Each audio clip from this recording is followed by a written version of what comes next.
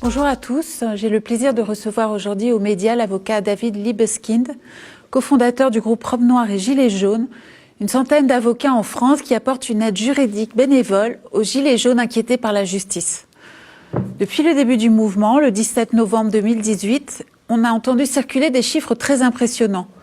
Plus de 6 000 gardes à vue, des arrestations préventives, des peines de prison ferme prononcées pour des faits mineurs, parfois même pour un simple post Facebook appelant à des blocages.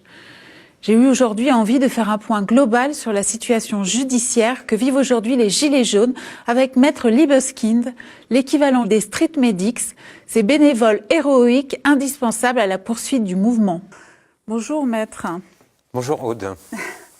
Alors, le hasard d'une triste actualité fait que vous êtes l'avocat d'une des figures des Gilets jaunes qui a été agressée à Paris ce week-end par les forces de l'ordre.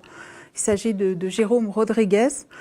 Et que vous étiez présent à l'hôpital dans la nuit du samedi au dimanche lorsqu'il a été opéré, lorsque je vous ai invité. Cet événement dramatique ne s'était pas encore produit. Mais évidemment, on va en parler, on va même en parler tout de suite. Comment va-t-il ? Alors effectivement, je suis avocat avec Philippe Deveul, donc de Jérôme. Alors comment va-t-il ? Il va très bien, il a un très bon moral. Là, ça, mais bon, ça je pense que ça va étonner personne. Concernant sa blessure, sa grave blessure, il est difficile aujourd'hui de se prononcer compte tenu qu'il a un hématome à l'œil. Donc nous ne savons pas à l'heure d'aujourd'hui s'il va perdre son œil ou pas. Alors on va tout de suite regarder une vidéo de Jérôme Rodriguez qui a été diffusée hier dimanche par CNews et où on le voit s'exprimer sur son lit d'hôpital. Je commence à filmer des policiers qui commencent à courir dans la rue, enfin du moins sur la place de la Bastille, et tout en les filmant, je pense remarquer la personne qui va me tirer dessus par la suite. Et je me fais la réflexion qu'il n'a pas de caméra accrochée au torse. Alors Jérôme Rodriguez et ses proches parlent désormais d'une agression délibérée. C'est votre hypothèse ? C'est l'hypothèse la plus vraisemblable, puisque on lui a tiré dessus. Enfin, on verra, l'enquête le dira, l'enquête du GIGN le dira, mais bon. Le GIGN est sous tutelle du ministère de l'Intérieur, hein, voilà. Précision importante à apporter. Alors, bien entendu, c'est l'analyse que nous partageons, moi et Philippe Deveul, que le policier a tiré délibérément sur Jérôme Rodriguez, au vu de la distance, hein, puisque bon, le policier était à quelques mètres hein, de Jérôme. Jérôme, évidemment, est très, très connu hein, des services de police, donc on ne va pas essayer de nous faire croire en fait, que c'est le hasard qui fait que ce soit été Jérôme qui était destinataire d'un tir de flashball. Alors, il est très connu, il faut le dire à ceux qui nous écoutent, parce qu'il filme les manifestations, très souvent en live. Tout à fait. C'est ce qui en fait d'ailleurs une figure bien connue des Gilets jaunes. Il circule parfois lors de cette manifestation parisienne, il circulait à l'arrière d'une moto, parfois pour filmer, et donc nous sommes de nombreux manifestants à l'avoir vu. Bien sûr, mais qui ne connaît pas Jérôme ? Enfin, pour ceux en tout cas qui ont manifesté, c'est l'icône. Pour moi, c'est l'icône des Gilets jaunes. Pourquoi c'est l'icône ? Parce qu'il filme en live les manifestations. C'est également une icône, parce que c'est quelqu'un de très pacifique. Voilà pourquoi c'est une icône. Il ne prône pas la violence. C'est une icône également parce qu'il parlemente avec les forces de l'ordre, lors des NAS, pour faire sortir les personnes qui peuvent avoir des difficultés de santé. Voilà. Donc voilà, c'est une icône. Donc c'était évidemment une accusation extrêmement grave. L'IGPN a ouvert une enquête, ce qui est rare, avez-vous souligné dans votre communiqué. Oui. On sait hélas aussi que c'est généralement un moyen très efficace d'enterrer un dossier. Est-ce que cette enquête a la moindre chance d'aboutir ? Compte tenu des dernières déclarations du secrétaire d'État, M. Nunez, là, à l'intérieur, moi, personnellement, je suis assez sceptique sur l'enquête de l'IGPN. Mais nous verrons. Nous verrons. Mais ce qui est certain, c'est que Jérôme n'a pas fait l'objet de poursuites pénales. Ça, c'est un premier point. Hein, donc, il n'était pas en infraction. Donc, comment expliquer qu'il y a eu un tir de flashball, l'enquête le démontrera. Deuxièmement, nous avions préparé cette manifestation. Ce n'était pas une manifestation illégale. Nous avons fait une déclaration à la préfecture, à la préfecture de police, avec les Gilets jaunes. Moi-même, ayant participé en qualité de conseil des Gilets jaunes à la déclaration à la préfecture, j'avais envoyé la veille de la manifestation un courriel à mon interlocuteur au sein de la préfecture de police en lui indiquant que la dispersion devait avoir lieu à 17h, conformément à ce qui avait été convenu avec la préfecture de police. Il a été avéré que cette dispersion n'a pas eu lieu à 17h, puisque Jérôme et bien d'autres, évidemment, il n'y a pas que Jérôme, ont été blessés vers 16h, 15h45, 16h. Donc à partir de là, il y a vraiment une difficulté. Ce qu'a fait le policier qui a tiré le flashball, sans sommation, évidemment, ce qu'ont fait les policiers qui ont chargé des manifestations, alors qu'ils n'étaient pas du tout agressés, on voit les vidéos, les CRS ne sont pas agressés, à partir de là, ils engagent leur responsabilité, puisqu'en fait, les manifestations étaient dans une situation légale, à cette heure-ci. À court terme, quelle est la suite quand on est l'avocat, comme vous l'êtes, de Jérôme Rodriguez, dans une enquête pareille? C'est le procureur de la République, évidemment, qui mène l'enquête. Donc c'est lui qui décidera s'il y a lieu ou pas à poursuivre. Je ne vais pas être pessimiste, nous verrons. Nous allons également faire un recours devant le tribunal administratif pour mettre en cause la responsabilité de l'État. Nous suivrons le destin de cette plainte, bien sûr. Nous allons tout de suite passer au sujet du jour pour lequel je vous avais invité il y a plusieurs semaines déjà, à savoir le traitement judiciaire particulièrement répressif dont sont victimes les Gilets jaunes. On a l'impression, semaine après semaine, encore 65 gardes à vue rien que pour Paris ce week-end, d'une espèce de justice d'exception pour les Gilets jaunes. Est-ce que vous iriez jusque-là ? C'était les mots que je voulais prononcer. Vous avez anticipé. À mon sens, nous sommes bien devant une justice d'exception. Alors pourquoi nous sommes devant une justice d'exception ? Parce que des personnes sont condamnées à des prisons fermes alors qu'elles n'ont pas de casier judiciaire. En règle générale, une personne qui n'a pas de casier judiciaire, compte tenu des faits qu'on lui reproche, même si c'est des violences sur policiers, sans préjudice corporel, elle est condamnée à une peine de prison avec sursis. Là, véritablement, nous sommes dans une justice d'exception. Pourquoi ?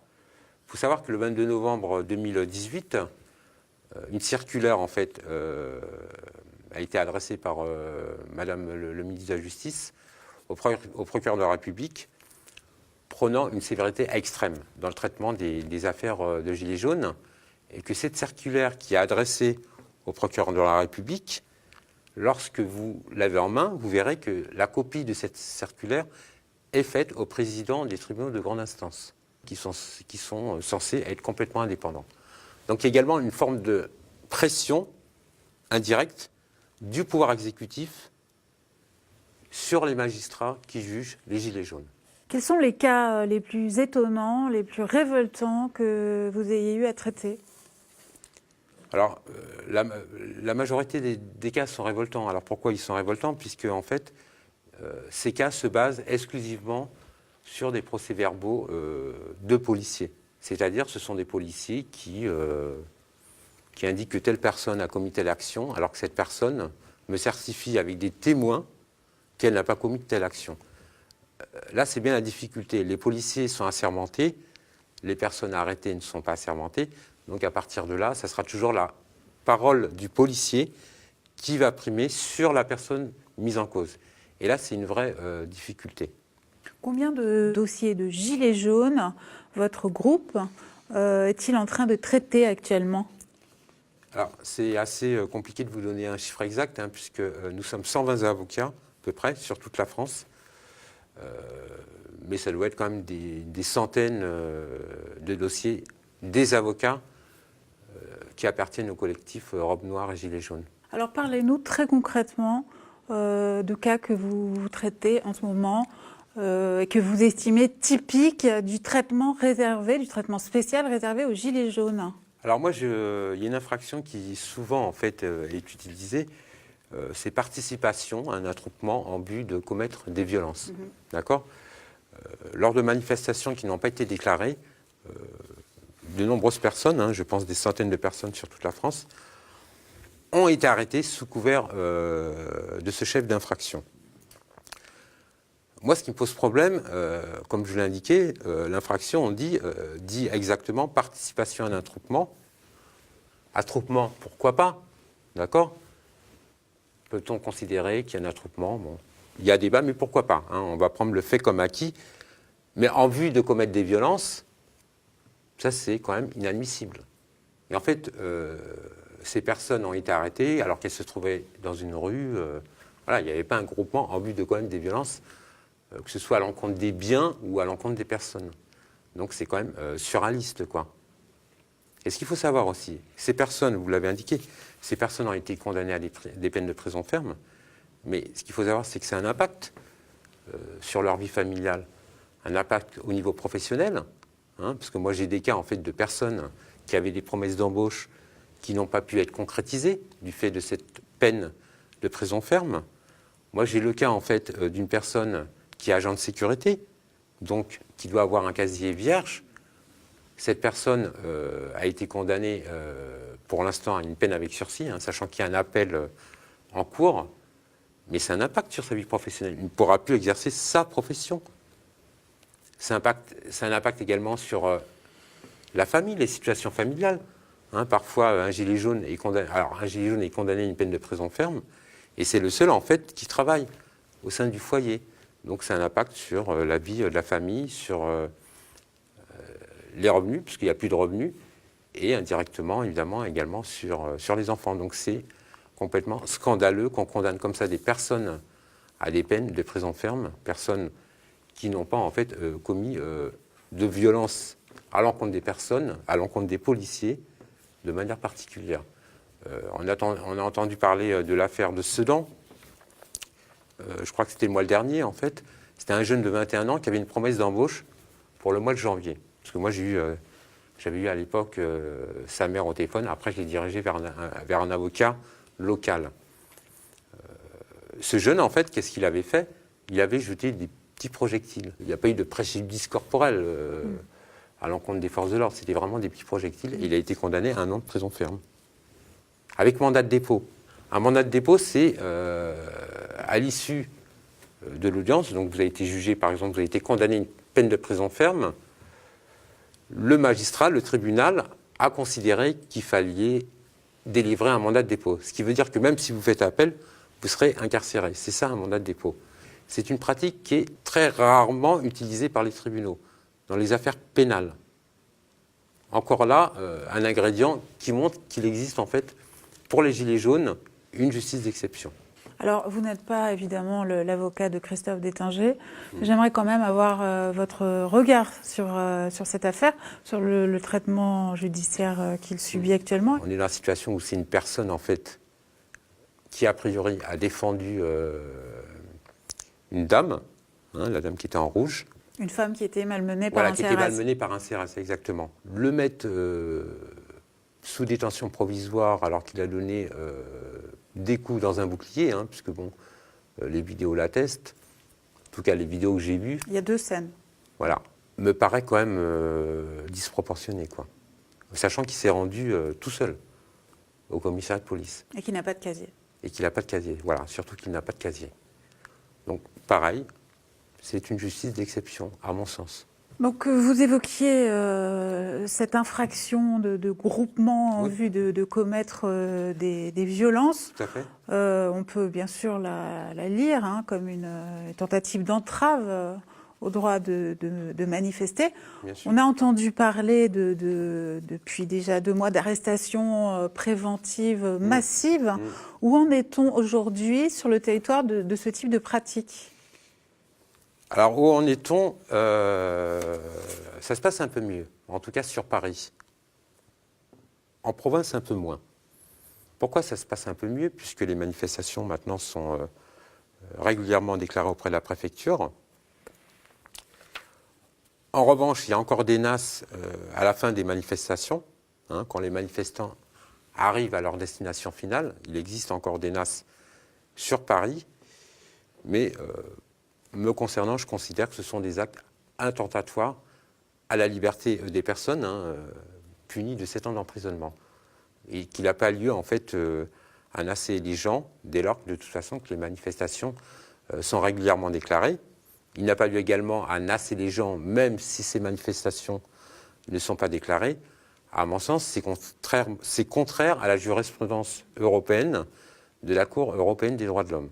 Je vous informe quand même qu'il y a des plaintes collectives qui vont être dirigées directement à l'encontre du préfet de police de Paris. Là, actuellement, nous allons déposer une plainte en fin de semaine ou la semaine prochaine concernant la NAS de la rue Vignon. Alors, vous pouvez nous décrire ce qui s'est passé à Revignon ? Alors, qu'est-ce qui s'est passé à Revignon ? Les personnes ont été nassées sur un petit périmètre. Voilà, sur un petit périmètre, pendant plus de 4 heures. Je crois que cette NAS n'est pas contestée. Hein. Enfin, tous les médias l'ont vu, même BFM, hein, pour vous dire. Les médias pro-gouvernementaux a filmé la NAS.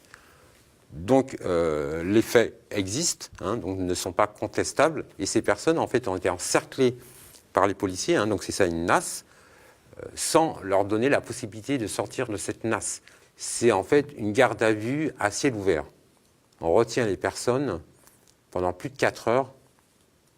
On les empêche en fait de sortir. C'est une atteinte disproportionnée à la liberté de circulation des personnes et évidemment à la liberté de manifester via la liberté d'expression. Alors c'est choquant parce qu'autrefois, on se rappelle, il y a quelques années, nous étions Charlie. Hein, la classe politique était Charlie. Apparemment, la classe politique ne s'est pas émue de ces NAS, hein, qui, je le rappelle, continuent un petit peu aujourd'hui, donc, et surtout en province. Donc, a priori, la classe politique n'est plus Charlie, mais Charlot. Hein. Voilà, là, il y a une vraie quand même, difficulté juridique et une vraie difficulté qui n'est jamais soulevée par les politiques concernant la NAS. Alors, concernant les entraves au droit de manifestation, oui. Il y a un autre type d'entrave qui est certes plus léger, moins grave en apparence, mais qui a eu des conséquences très lourdes. C'est le retrait des équipements de protection à des manifestants qui étaient vraiment systématiques, aussi bien à Paris au bout de quelques semaines qu'en province. Est-ce que c'est légal, ça ? En fait, c'est complètement illégal. Pourquoi c'est complètement illégal ? Puisqu'en fait, ces équipements sont destinés à des fins de protection. Si les personnes, en fait, ont des masques, c'est pour se protéger contre les gazages. Donc, je ne vois pas en quoi, en fait, c'est légal et en quoi ça pourrait constituer une arme par destination. C'est ni menaçant, ni dangereux. Non, c'est pas menaçant, c'est pas dangereux, mais encore, vous êtes bien modeste, hein, dans votre propos, puisqu'on confisquait même les gilets jaunes, les gilets. Il n'y avait pas que ce type d'équipement qui était confisqué. Et encore une fois, sur ce propos, on empêchait même les gens de prendre le train pour aller manifester. Et moi, j'ai eu même un témoignage la semaine dernière de personnes, en fait, qui ont été empêchées de prendre leur train pour revenir à leur domicile en province. On n'est plus dans en tout cas concernant ce mouvement, ces événements, je considère qu'on n'est plus dans un état de droit. Parce que ce qui est fait est quand même scandaleux et inadmissible. Alors à propos de sortie de l'état de droit progressive et de plus en plus accélérée, le gouvernement a l'air de songer à vouloir inscrire certaines entraves au droit de manifester dans la loi elle-même. Donc on évoque une loi dite anti-casseurs. Enfin, ça, c'est le gouvernement qui dit anti-casseurs, anti-manifestants en réalité, qui est inspiré par le groupe de sénateurs LR, qui plus est. Quel regard vous portez sur ce que nous prépare l'avenir en matière de justice ? Mais c'est scandaleux, en fait. En fait, le gouvernement fait voter une loi d'exception. C'est une loi d'exception qui, en fait... Alors, il l'appelle loi anti-casseurs. Mais tout le monde sait, en fait, que la majorité des manifestants est pacifique. Hein, voilà. Donc, il l'appelle loi anti-casseurs, mais il devrait l'appeler loi anti-gilets jaunes. Hein, puisque c'est une loi d'exception qui apparaît tout à coup à un moment très, très opportun. Après, il faudra que les parlementaires défaire cette loi au Conseil constitutionnel, parce qu'il m'apparaît que certaines dispositions sont quand même contraires à la Constitution. Nous verrons. Nous verrons. Mais je crois que tout le monde a compris en fait que c'était une loi anti-gilets jaunes et non une loi anti-casseurs. De plus, tous les policiers vous le diront, nous avons aujourd'hui au sein du droit français un arsenal législatif qui est amplement suffisant pour faire face en fait à ces casseurs. Donc je ne comprends pas en fait que cette loi en fait ait été votée, enfin si je le comprends, puisque c'est République En Marche qui a voté cette loi, mais également la pseudo-opposition, je crois, qui a également voté cette loi. Mais bon, tout le monde a bien compris. Je veux dire, les personnes ne sont pas dupes. Ils ont tous compris qu'il s'agissait d'une loi anti-gilets jaunes et non d'une loi anti-casseurs. Alors face à ce gouvernement français en train de glisser comme ça, est-ce qu'il y a des recours internationaux possibles? Ça va être difficile, mais nous, avocats du collectif Rome Noir et Gilets jaunes, nous avons des projets avec un confrère qui est agréé à la Cour pénale internationale de déposer une plainte collective auprès des Nations Unies et auprès des autres institutions européennes et internationales. Donc c'est en cours. Alors vous avez fondé ce groupe début décembre, je crois, autour du 10 décembre. Ouais. Est-ce que vous pouvez nous dire ce qui, à titre personnel, a suscité cet engagement? C'est un engagement fort tout de même. Oui, c'est un engagement très fort. Moi, si vous voulez, j'avais, à titre vraiment individuel, participé à une manifestation de Gilets jaunes. C'était, je crois, la dernière semaine de novembre ou la première semaine de décembre. Et en fait, ça m'a interpellé. En fait, ce qui m'a interpellé, c'est les violences policières faites à l'encontre de personnes manifestantes très humbles. Ça, j'insiste, très simples, très humbles, normales, disons, qui étaient violentées. Voilà. Moi, ça m'a choqué. J'en ai pas dormi de la nuit. Je me suis dit, c'est pas possible. Parce que j'ai l'habitude de manifester le 1er mai, parce que je suis avocat, pas seulement spécialisé en droit pénal, mais en droit du travail et droit syndical. Donc j'ai l'habitude de manifester le 1er mai, tous les 1er mai, avec notamment le syndicat Sud. Donc moi, franchement, j'ai été interpellé. Je me suis dit qu'il fallait faire quelque chose pour ces personnes qui n'avaient pas l'habitude de manifester. La plupart des personnes qui manifestaient, c'était la première fois qu'elles manifestaient. C'est pour ça que j'ai créé ce groupe. Alors, je n'ai pas tout de suite créé le groupe, j'ai créé un événement sur Facebook, Robe Noire et Gilets jaunes. Je m'étais dit, il faut mobiliser la profession, il faut mobiliser les avocats. Ensuite, un gilet jaune m'a téléphoné, qui était très content de ma démarche, et il m'a mis en relation avec mon confrère Philippe Deveul.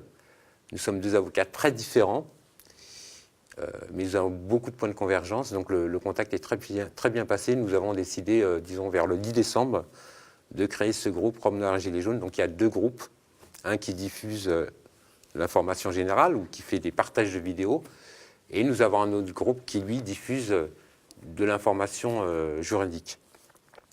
Et on a été en fait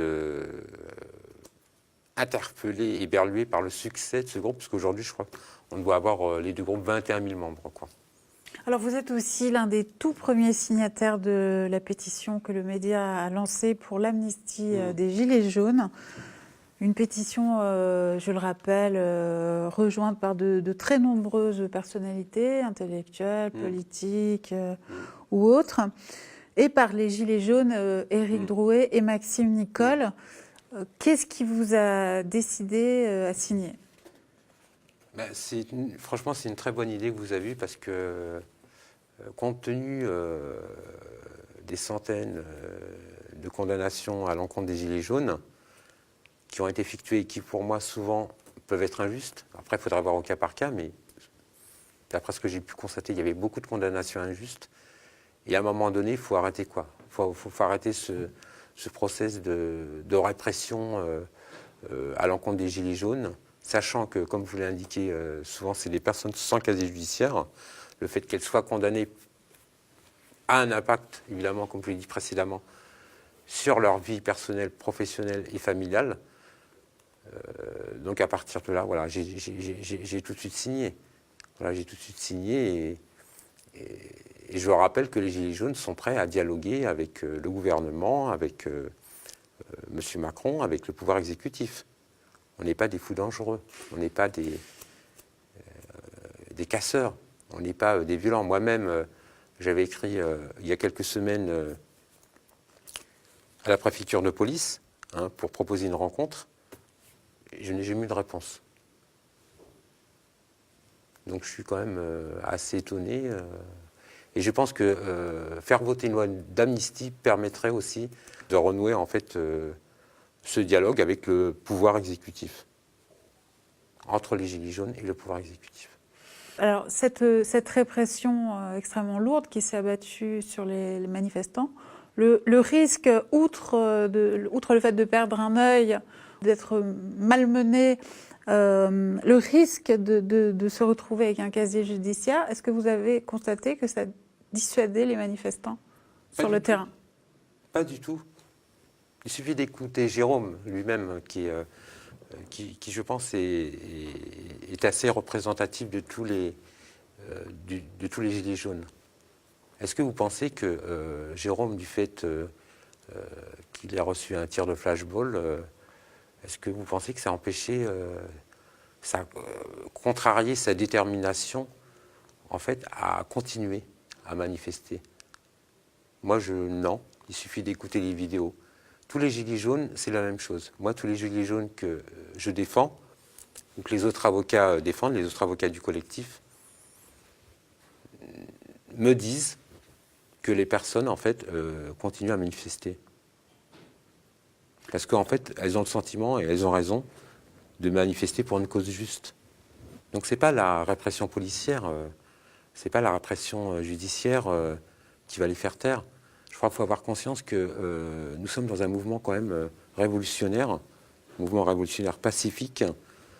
C'est une lame de fond, puisque les Gilets jaunes manifestent depuis 2 mois. Donc à partir de là, c'est pas le chantage qui feront que les Gilets jaunes ne continueront plus le mouvement. Et aujourd'hui, ils s'organisent sous forme d'associations, ils s'organisent sous forme d'assemblée générale. On a bien vu après les fêtes que les manifestations étaient encore plus nombreux qu'avant les fêtes. Mais ça, le gouvernement, les pouvoirs publics ne veulent pas l'entendre. Et ce n'est pas en cachant en fait des vidéos de Gilets jaunes blessés que le problème va se résoudre. Parce que tout ça se sait. Vous savez, bon, les médias accrédités par le pouvoir, en fait, ça commence un petit peu à changer, ne diffusent pas en fait les blessés, les Gilets jaunes blessés, les yeux crevés. Ça a été très tardif. Voilà, c'était très tardif. Aussi un peu grâce à vous, grâce à David Dufresne. Non, ils ne diffusent pas. Voilà, donc faut que ils ne diffusent pas, mais ces vidéos existent sur les réseaux sociaux. Il ne faut pas prendre en fait les Français pour des abrutis. Les Français ne se contentent pas en fait de regarder un média accrédité. Ils regardent les vidéos sur les réseaux sociaux. Ils se font leur idée. Si ce mouvement est toujours soutenu par la majorité de la population française, c'est bien pour une raison. C'est que les revendications des Gilets jaunes sont parfaitement légitimes. Donc il faudrait que les pouvoirs publics réfléchissent sur cette question.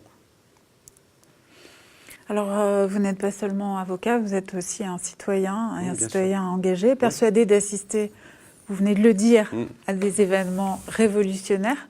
Oui. Comment qualifiez-vous justement les événements d'importance historique, à vos yeux, que nous sommes en train de vivre tous ? Si vous voulez, la majorité des manifestants sont apolitiques. Alors on a entendu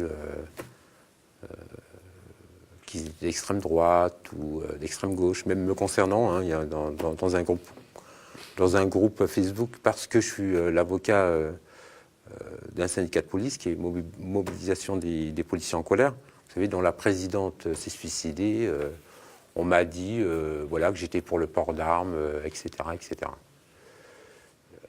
Mais je suis apolitique, j'ai mes idées, bien sûr, mais je suis complètement apolitique. Bon. Mais les Gilets jaunes, pour en venir aux Gilets jaunes, ce sont des gens apolitiques. À partir de là, on peut considérer qu'ils revendiquent des idées justes. Comme je vous l'ai dit, c'est des gens vraiment très sympathiques, très simples, très modestes. Ce n'est pas des oligarques. Ce n'est pas des gens qui ont des situations sociales conformes, entre guillemets. Mais il y a tout. Hein. Il y a des riches, il y a des pauvres, mais il y a tout quand même. Hein. Donc pour moi, c'est un mouvement révolutionnaire parce que c'est une lame de fond. C'est-à-dire que peut-être ce mouvement, à un moment donné, va peut-être se calmer. Mais une lame de fond, c'est une vague. Ça veut dire qu'elle reviendra quoi qu'il arrive. C'est des personnes qui souhaitent le changement. D'ailleurs, si M. Macron a été élu, c'est parce que les Français souhaitaient le changement. Parce que M. Macron, alors même s'il a fait de la politique, hein, ça reste quand même un politicien, mais en tout cas, ils n'ont pas voté pour une personne issue d'un parti traditionnel, d'un parti politique traditionnel. Ils ont voté pour lui. Bon, peut-être y a-t-il erreur sur la personne, mais en tout cas, ça montre aussi que les Français ont besoin d'un vrai changement. Et d'un vrai changement social. Parce qu'il n'y a pas que le référendum, il n'y a pas que le RIC. Je pense que les personnes ont besoin de liberté, ont besoin de choisir leur vie. Le système actuel ne permet pas aux personnes de choisir leur vie, puisqu'il n'y a pas de revenu universel qui existe.